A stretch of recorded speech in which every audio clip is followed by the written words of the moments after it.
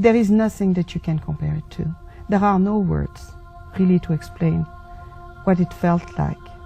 I remember one minute being in this world, and the next minute I literally was in a whole other realm. I felt like I was formless. I felt free. My consciousness was floating above my body. This down here just felt like a shell, but it was my shell.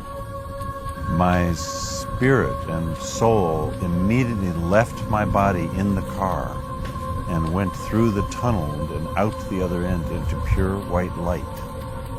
I've never been so in love or at home. It's where I'm from. In that white light was truly the most amazing feeling, if you could imagine absolute love and peace. Where I went is an eternity, where it's forever. There is no linear time, there is no clock ticking, there is no calendar. At the time I had no explanation for any of this because I was an atheist and I didn't believe you could exist beyond your body.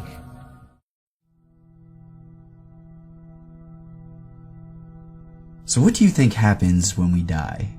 Is there some sort of an afterlife waiting for us, or is this it? Are we really just flesh and bone and nothing more? Or is there some essence to our being that continues on after the death of the physical body? What's up guys, my name is Jonas, and in this video I'm going to share some of the fascinating research into near-death experiences, including the findings from the largest ever study of its kind. And some of the evidence I'm about to share here is so compelling that it clearly demonstrates that there is more to the mystery of consciousness than we currently understand, and that we need to rethink our basic scientific assumptions about life and death. That's an idea that I've been advancing for several years now here on this channel, so let's get into it. Here I am as a physician who's actually studied near-death experiences and making an amazing claim that the evidence is so strong that certainly to me it proves the existence of an afterlife. There's absolutely no medical explanation, even theoretically possible, for having a cardiac arrest, having your heart stop, and being under general anesthesia, and having these incredibly detailed, lucid, vivid, dramatic near-death experiences. Near-death experiences occur when an individual is resuscitated after having gone beyond the threshold of death, which means that their heart has stopped beating, they have no pulse, they're not breathing, and their brain has shut down. And yet even during periods where there is no brain function, near-death experiencers report that they remain aware the entire time, and not only that, but they often come back to report incredibly profound, life-changing experiences of traveling out of the body and visiting some sort of an afterlife beyond the physical universe. According to multiple studies, around 5% of people experience this at some point in their life, and that's a significant number. That's more than 10 million people in the United States alone, and millions more all across the world who have experienced this. And that's part of what makes this compelling, is that you literally have millions of people from all over the world reporting this same phenomenon. And as medical technology continues to advance, it's bringing back more and more people from the brink of death. From what we can determine, which is actually fascinating, and it raises questions about our whole science, about what happens when we die, is that it appears that even though people have gone beyond that threshold of death and their brain has shut down, that entity that we call consciousness, the mind, the psyche, whatever you want to call it, does not seem to become annihilated. From the evidence we have, that at least tens of minutes, if not hours of time afterwards. How long beyond that, we don't know at this point. This is Dr. Sam Panya. He's a cardiologist, and he's been a leading researcher into near-death experiences. He helped to conduct the largest ever study into near-death experiences called the Awareness During Resuscitation Study, which included more than 2,000 people from 15 different hospitals who had been resuscitated after being labeled clinically dead. And this study found that 40% of people described some kind of awareness in the time before their hearts were restarted, and around 10% of participants had a full-on near-death experience. This study also documented several cases where people accurately reported a detailed awareness of the things going on in the room around their body during a period where there was no brain activity. In other words, they saw and heard things that brain science says they should not have been able to. Even a hallucination would require some level of brain activity. The most provocative evidence for heaven from near-death experiences seems to me to be cases where people come back from near-death experiences and they have information there's no way they could have had if they had just had a physical experience while on an operating table. For example, some people come back and they're able to recount conversations that their relatives have had 5 blocks away from the hospital. There are instances in which people claim to separate from their body and they can correctly describe things from other positions, other places. That's when I become more interested, because those are things that can be tested. And the patient said, "You were the one who was there when I was brought in." This patient was in deep coma, couldn't see anything, but the patient told him that he could see everything from above his body, and he could see the doctors and the nurses what they done. The thing that astounded me was that he described that operating room, things that there is no way he knew.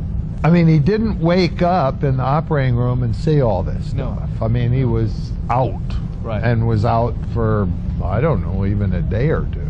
So what does that tell you? When near-death experiencers have their life-threatening event, they're generally unconscious and often clinically dead. There should be absolutely no possibility of them having a conscious, organized experience. But what my research found was that 76% of the near-death experiencers surveyed indicated that their level of consciousness and alertness was actually greater than their level of consciousness and alertness during their everyday life. And that is medically inexplicable.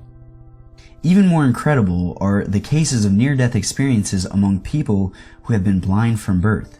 So they have never known light or color or vision, and yet during their near-death experiences they report being suddenly able to see. They can give full visual impressions of what happened around their body, with details that are later confirmed to be accurate. A number of these cases are documented and discussed here in this article.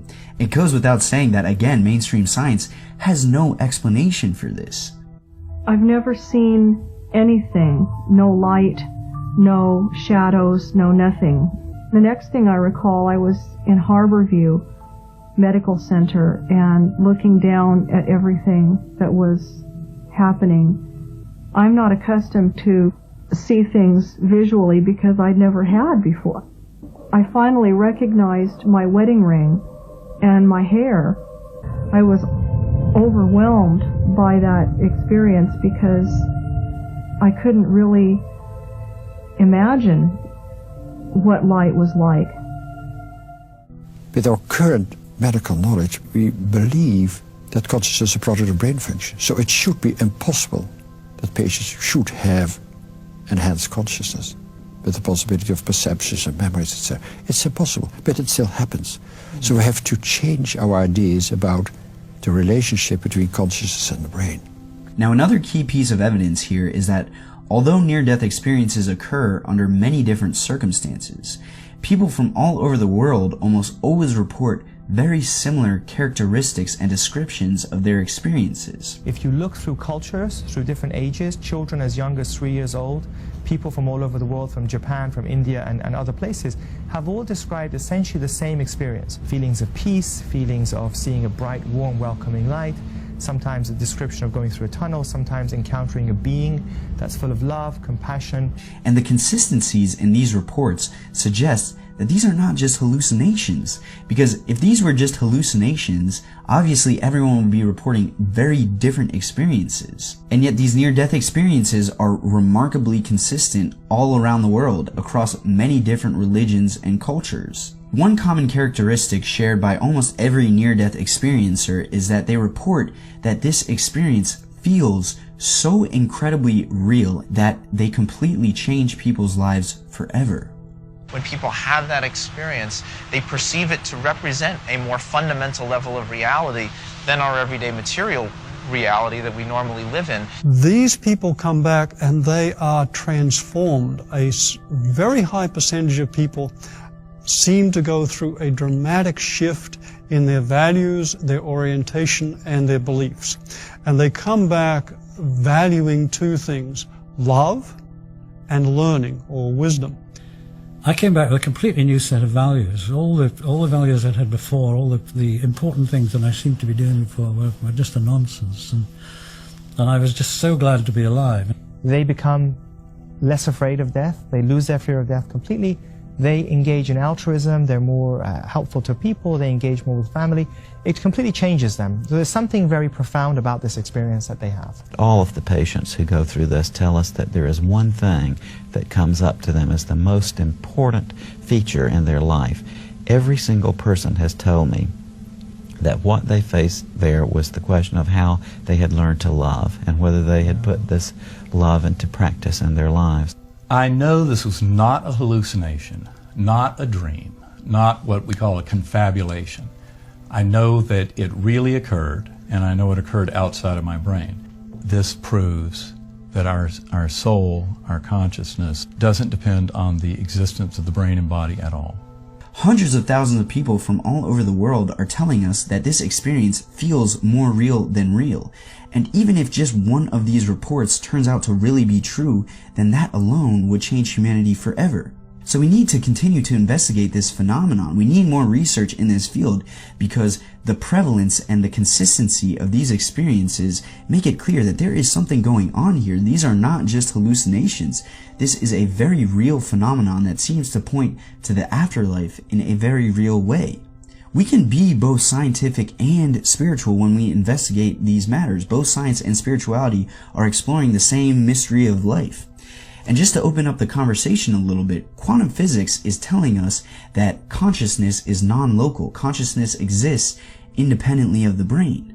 And if you additionally bring into the discussion the research into DMT, psychedelics, mysticism, shamanism, remote viewing, and reincarnation, they all mutually support each other and agree that we are more than just a physical body, and there is more to life than just a physical universe. In my perspective, all of this research is inevitably headed towards a tipping point. I think that in the next decades, quantum physics with knowledge of structure within the brain is going to take us on the verge of a reconciliation of spirituality and science that's never been experienced before, and it's going to be really amazing. Mind may well be a separate scientific entity that can continue functioning when we reach the end of life and when the brain has stopped working. That will have huge implications for all of mankind. There's no doubt about it.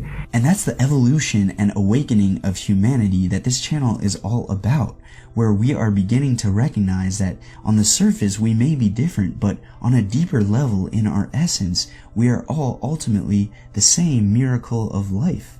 We are one. And that understanding is the beginning of more unity and more love amongst our human family and a better way to live together here on Mother Earth.